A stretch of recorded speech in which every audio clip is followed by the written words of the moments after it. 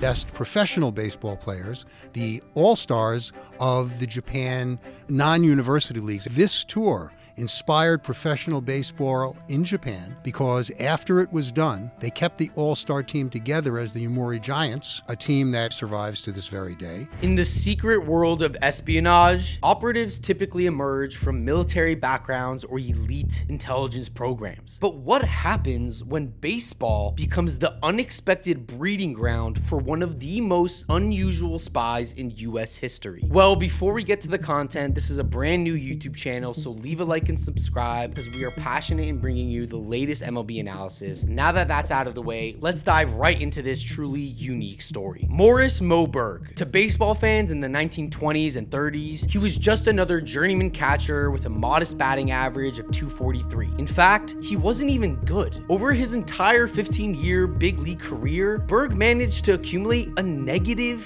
4.7 WAR. But beneath that ordinary athletic exterior lay one of the most extraordinary minds ever to don a major league uniform. A Princeton graduate who spoke at least 12 languages fluently and had a photographic memory that would ultimately catch the attention of America's wartime intelligence network. While other ball players were focused on improving their swing, Moe Berg was on a secret mission in Switzerland, risking his life to determine if Nazi Germany was close to developing an atomic bomb. This wasn't fantasy. This was the actual double life of a Major League Baseball player who traded his catcher's mitt for a spy camera when his country needed him most. Former Mets and Yankees manager Casey Stengel once said of him, the strangest man ever to play baseball. Dark, handsome, erudite, fluent in many languages, charming and shadowy. Just who was this man who was a professional baseball player and a so-called master spy? Yet, the Office of Strategic Services, which would later become known as the CIA, saw something in Berg that went beyond his mediocre batting average. They saw a brilliant mind capable of infiltrating enemy territory and returning with intelligence that could change the course of World War II. And this is a true story of how America turned a backup catcher into a frontline spy, and how Moe Berg's prowess made him perhaps the most overqualified catcher in baseball history. So to start, let's take it back to the beginning. Morris Berg was born on March 2nd, 1902 in a coal tenement on East 121st Street in Harlem to Ukrainian Jewish immigrant parents. His father, Bernard Berg, had fled anti-Semitic persecution in Ukraine to build a better life in America, working as a pharmacist in Newark, New Jersey, where Moe would spend most of his childhood. Now, Bernard had ambitious dreams for his sons, namely to become doctors or lawyers, which were professions that represented success in America. Even later in life, colleagues and fellow players told Berg he could have been a world-class scientist if he didn't play baseball. But Moe Berg was uniquely capable of walking multiple paths at the same time. While excelling academically, he also played shortstop for Princeton University and graduating in 1923 with a degree in modern languages. His language talents were already becoming legendary among his friends. For reference, according to his own biography, and I quote, "In fluent Japanese, he pleaded at length, as a friend of the Japanese people, for the Japanese to avoid a war. You cannot win." Berg's address was so effective that several Japanese confirmed afterwards they had wept while listening. During summers between semesters, Berg played semi-pro ball under a fake name to maintain his amateur status and to hide his athletic pursuits from his disapproving father. This early pattern of handling different aspects of his life in a way foreshadowed his later capacity for maintaining the secrecy required of a spy. And even after beginning his professional baseball career with the Brooklyn Robins, later to be known as the Brooklyn Dodgers, Berg continued pursuing education at a level that confused his teammates, attending Columbia Law School during off seasons and eventually earning his law degree in 1928. According to Aish, Berg once had tea with Albert Einstein, who said, "Berg, if you teach me baseball, I will teach you the theory of relativity. Never mind, I'm sure you'll learn the theory of relativity faster than I'll learn baseball." Now, Berg's baseball career spanned 15 seasons from 1923 to 1939, with stints on the Brooklyn Robins, Chicago White Sox, Cleveland Indians, Washington Senators, and most notably the Boston Red Sox. His career statistics don't leap off the page. A lifetime batting average of 243 with just 6 home runs and 206 RBIs. While Berg was a horrible hitter, he made up for with his defensive skill and baseball intelligence. He was known for his strong throwing arm and ability to call a strategic game from behind the plate. But that still wasn't enough to overcome his negative -B war. Berg quickly gained a reputation as the most educated man in baseball, a difference that set him apart in a profession not known for scholarly pursuits in that era. Teammates and opponents alike were intrigued by this catcher who could discuss international politics, solve complex mathematical equations, and read 10 newspapers daily. White Sox manager Jimmy Dykes allegedly once said, "He can speak 7 languages, but he can't hit in any of them." This often repeated joke captured the baseball world's fascination with Berg's intellectual capacity that seemed so at odds with his modest playing ability. In 1934, Berg joined an exhibition tour of Japan led by Lou Gehrig and Lefty Grove. While his teammates were there simply to play baseball, entertain fans, and serve as American goodwill ambassadors, evidence suggests Berg had additional motives. He didn't play much on the tour, not surprising given his status as a backup catcher, but instead, he spent considerable time exploring Tokyo, learning basic Japanese phrases, and observing Japanese culture with an intensity that went beyond normal tourism. He was literally taking photos of the country just in case the United States needed them for military purposes. According to Saber.org, Berg would literally disappear for hours at a time. On one occasion, he put on a kimono and visited the roof of St. Luke's Hospital, pretending to visit the US ambassador's daughter. From this view of the city, he filmed the Tokyo harbor, industrial areas, and military bases. And although officially a private citizen on a baseball tour, Berg's actions suggest he may have already been working officially or unofficially with American intelligence services. And these films would later prove crucial to American military planners during World War II, particularly as intelligence officers prepared for potential bombing campaigns against Japanese industrial centers. What had appeared to be a baseball ambassador's tourist footage was in reality strategic reconnaissance conducted years before the United States even entered the conflict.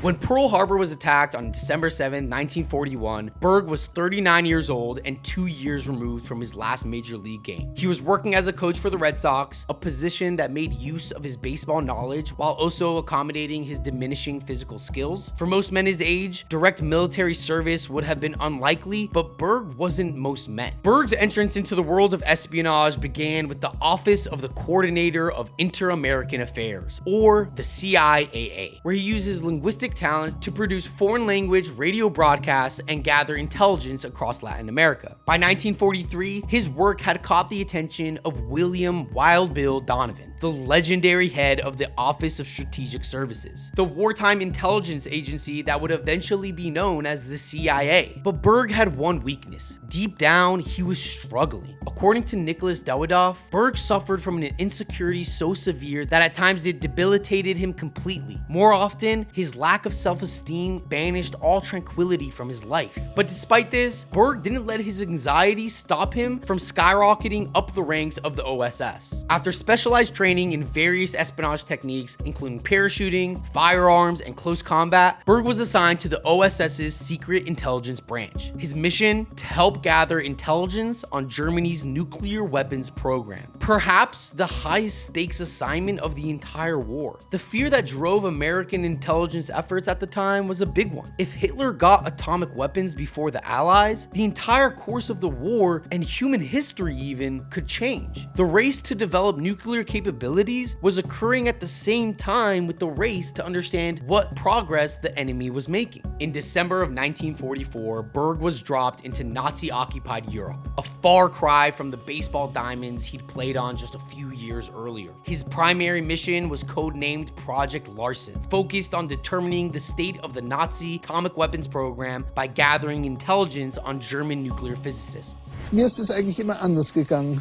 Ich habe geglaubt, dass die philosophischen Konsequenzen aus der Atomphysik auf die lange Sicht wohl noch mehr verändern werden als die technischen Konsequenzen. The target in this mission was Werner Heisenberg, Germany's leading nuclear physicist and Nobel Prize winner. American intelligence had intercepted information about a lecture Heisenberg would be giving in Zurich, Switzerland. Berg, armed with a pistol and a cyanide pill, was sent to attend. His orders were both simple and unbelievable. listen to Heisenberg's lecture, determine if Germany was close to developing an atomic bomb, and if the answer was yes, assassinate Heisenberg on the spot. Imagine the scene. A former major league catcher sitting in a Swiss lecture hall, armed and ready to kill one of the world's leading physicists, while also needing to understand highly technical scientific information presented in German, with a cyanide pill ready to pull if he needed to as well. The fate of the war potentially rested on Berg's understandings of nuclear physics, knowledge of the German language, and his split-second judgment. Now, Berg, making use of his fluency in German and his remarkable mind, listened carefully as Heisenberg discussed quantum mechanics and nuclear research.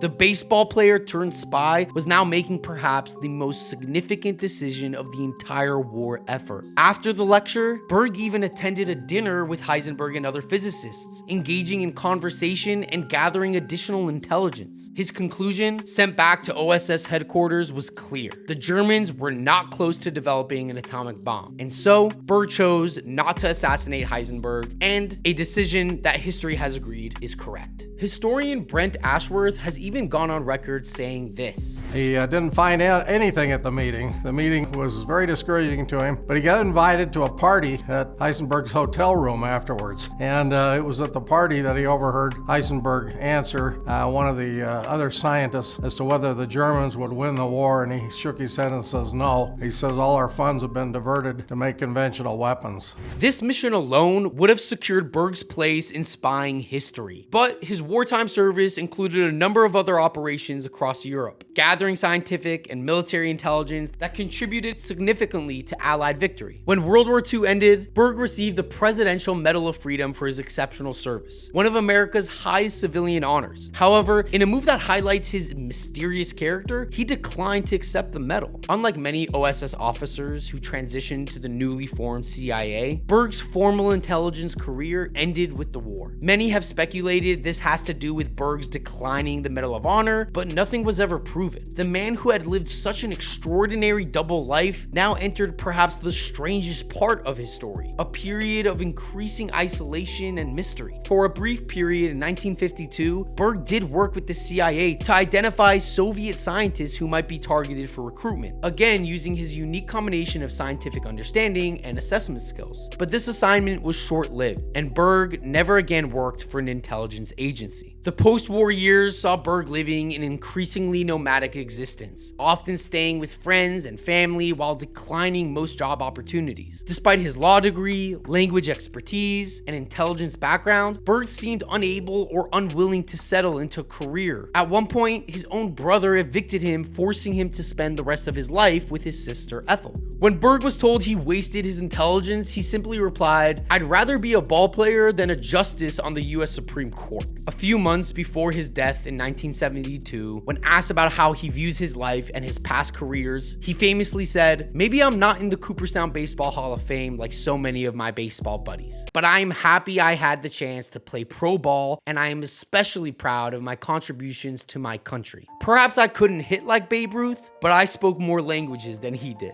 Today, Moe Berg occupies a unique place in American history, the only Major League Baseball player known to have served as a wartime spy. At the Baseball Hall of Fame in Cooperstown, visitors can see an exhibit dedicated not to Berg's modest playing statistics, but to his extraordinary intelligence work, featuring his OSS ID card alongside his catcher's mitt. The contrast between Berg and modern professional athletes is clear. Today's MLB players are specialized athletes with training regimens and nutritional plans made for peak physical performance. The idea of a backup catcher with multiple Ivy League degrees who speaks 12 languages and does high-level espionage seems almost fake. In 2018, Berg's story became more popular through the film The Catcher Was a Spy, starring Paul Rudd as Berg. While the film did exaggerate a few things, it introduced many to this remarkable man whose contributions to his country extended far beyond the baseball diamond. Now, Berg never married and left behind no children, but his legacy lives goings-on in both the worlds he was involved in. In baseball circles, he remains the sport's smartest man and possibly its most unusual character. In intelligence history, he represents the surprising backgrounds from which spies can come from. And to top it all off, according to Aviva Kempner, Moe Berg actually was the template for James Bond and was a huge piece of inspiration for the character. Someone with brain and brawn like Moe Berg, also created in the input by Ian Fleming, who created James Bond.